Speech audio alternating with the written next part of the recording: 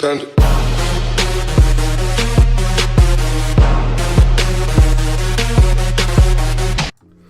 Yo, what's going on? It's your boy Biggie Willz, and today we're going to be talking about week 5 upcoming maintenance for Grand Summoners.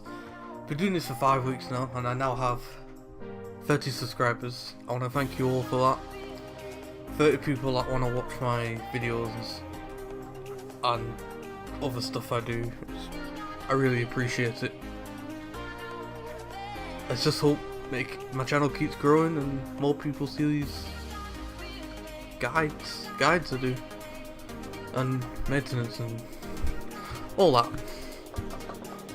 So this week we are getting, I'm going to talk about the lower stuff first, then I'll talk about the big things after. So we're getting True Equip Summons 2 featuring East's True Weapon.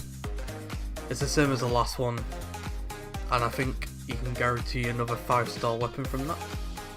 You also get 5 Awakened Souls when you do the 11 summon on the weapons. That's really good. We've got Hero Fest Supernova Limited Packs returned, so if you're a pay to win player, this is probably more exciting for you. Getting Rainbow Gems, Alchemy Stones, and Awakening things. New boss. New difficulty for Tone Taurus. Tone Taurus has awoken. If you don't know what Tone Taurus is, it is the Thunderbird which you fought in floor 20 of the dungeon trials, and it's going to be maybe as hard as that Thunderbird in the floor 20 dungeon trial. Obviously you obviously need four the keys. Sorry, not the keys. You need 4 fragments to awaken East. Am I saying that right? Est. To awaken Est. So if you've not pre-farmed or other materials, I suggest doing that now. And the big thing, you probably already know, East gets awakened. Big things here. And we get a new unit called Kaif Mila. They come into a hero fest. If you do the 11 hero summons, you get Rainbow Gems or Hero Gems. Let's talk about the units that are coming out. So we're going to talk about Awoken East. I'm using a guideline from our admin's Facebook group and what he's wrote about it. So he's pointed it out of 10 a 9, because he's pointed it 9 out of 10. I highly agree, and I think it should be maybe a 9.5 out of 10, because she's the queen of killing big bosses, especially when it comes to Ifrit. Her stats in preceding order: HP, attack and defense 7188, 2784, 2138. And the Tasmons 999, 427, 330. The stats is the only thing that changes when you awaken the hero and max out her HP. Let's talk about her true arts called Varhate ND. So 23,500% water physical attack. For 10 seconds, damage dealt to boss when broken increases by 100% for all allies. Break force of 4550. I believe this is water damage specifically only. Her arts and her skills are the same. Arts dealing 1400. Her arts is changed. Instead of dealing 11290, it deals 14,000% water physical damage.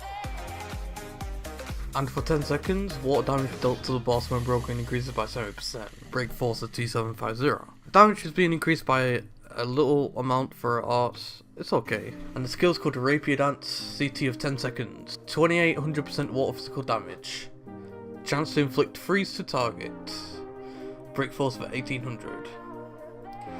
And her abilities are all the same, except for Large Boss Killer.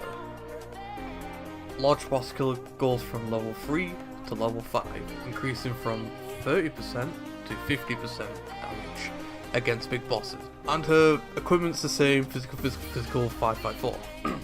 My overall opinion on Awaken East, she's going to be probably one of the most important characters to have when fighting big bosses, because there's probably going to be big bosses in the future that are going to be absolutely hard and you need like big equipment for them. I'm excited for awakening her. I will record my awaken video after this update hits on Friday or Saturday, one of those days, and try and upload it as soon as I can. Let's talk about the new unit. Kath Miller, our Facebook admin group, has rated it 7 out of 10 because she's apparently a very situational unit. I've not read her yet, so this is my first reaction towards her. So, role of support, okay, we get another healer, maybe. HP, attack and defense, in preceding order, 5650, 1632, 2242. And the Tasmans is 857, 254, 346. Already looking at the stats, the attack is abysmal. 1600 attack is not enough, but her skills and arts might be okay. So arts, called Ruling Ray. Quick side note, before I did the video, I've only just realised that she has an awakening and the abilities I'm about to say are completely different to, only minorly different to what I'm about to say. So it says on there the arch gauge increases by 10, I say it increases by 8. I'm only basing it off the admin group's stat line as how he proposed it, and I completely overshadowed the fact that it has an awakening. Sorry about that. I guess I'll let the video continue as I taught wrongly, I guess. Thank you again. 13,600% light magic damage. Already it's got good percentage damage for a support. For 9 seconds, all allies will not fear. All allies will not fear. What does this mean? They are immune to paralysis and freeze, and increase arts damage by 20%. This is just the first part of their arts. Already this is amazing, giving everyone an immunity to paralysis and freeze. If the target is dark element, arts damage will be increased by 50% instead. Damn, that's pretty good. So they're obviously setting you up for the light dungeon, because what else would they be doing with releasing a unit like this? This is really specific towards certain things, and it's not a unit you would use every time. A skill called a Vivid Shower, CT of 9 seconds. Recovers 200 HP and increases arc gauge by 8 for all allies. This is already better than skill for Liesi, but Liesi has different modules to her skills, so could we compare it to someone else? We can compare it to the Water Witch. The Water Witch heals all allies by 100 HP. Obviously this ability is way better than the Water Witch, but each unit has their own element of skills and used in different dungeons. So we have abilities, and the abilities are Fire Observer, Water Observer and Earth Observer. I've not read any of these, but let's go through it. Fire element units in the party skill, CT speed increased by 40% and increases critical damage by 30%. Doesn't stack. This is really specific. This is only the first skill out of 3. This is really weird. So it increases skill CT of fire element units by 40% and the crit damage by 30%. Already I like the crit damage towards fire elemental units. You have units like Awakened, Clyde and Ragnar. Increase the crit damage by 30%. Boom. There you go. Ragnar increases all allies damage by 30%. Bam. And then you just use the letter bag. There you go. Killing bosses like that. Let's talk about the Water Observer. Status light resistance for water element units in the party increases by 40%, except feint. You can never resist feint. And also reduces arts damage taken by 15%. Doesn't stack. So this is for water elemental units. So the status is increased by 40%. and the arts damage they take is reduced by 15%. This is really weird. I actually don't like this as much, but this could be useful, especially the status alignment and bosses that do big arts damage. But at the moment there's too many specific bosses that don't rely on the arts to do massive damage. A good one is Ifrit and the Fire Dragon, they just burn you to death. Let's talk about Earth Observer. Earth elemental units in the void will gradually recover HP by 25 and increase their break force by 30%. I like this one. Combine this with Terrible Tornado, you can probably break the boss in seconds. But the HP recovery of 25 is the highest I've seen for a skill, because you got units like Polar and I can't remember the other unit. I think Polar recovers HP by 14 per second, or it could be 10 per second. But recovering HP by 25 per second is, I'd say it's actually not that bad. Within 4 seconds you recovered 100 HP. That's not that bad. And 40 seconds you recover 1000 HP. It's alright.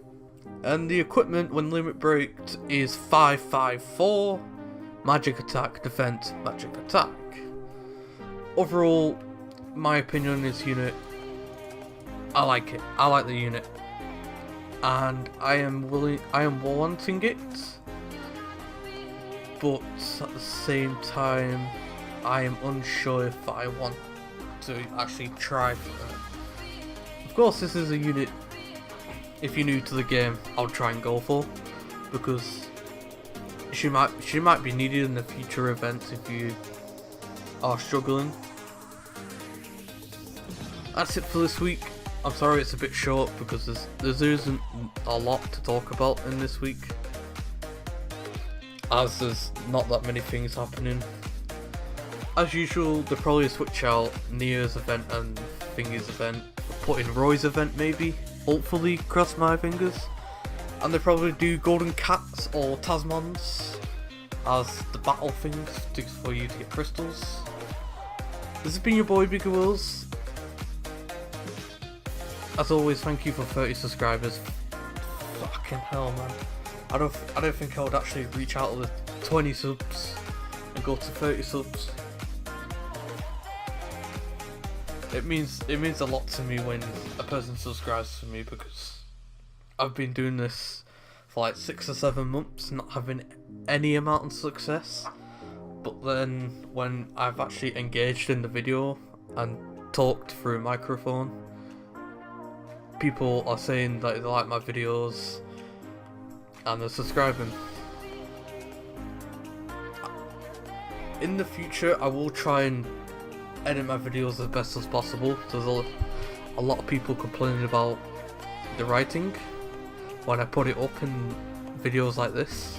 I'll try my best to put the writing up in this as clear as possible, because I'm having too many complaints on that, and I don't wanna upset the same people who watch my videos. As always, I'll see you in the next video. Bye bye.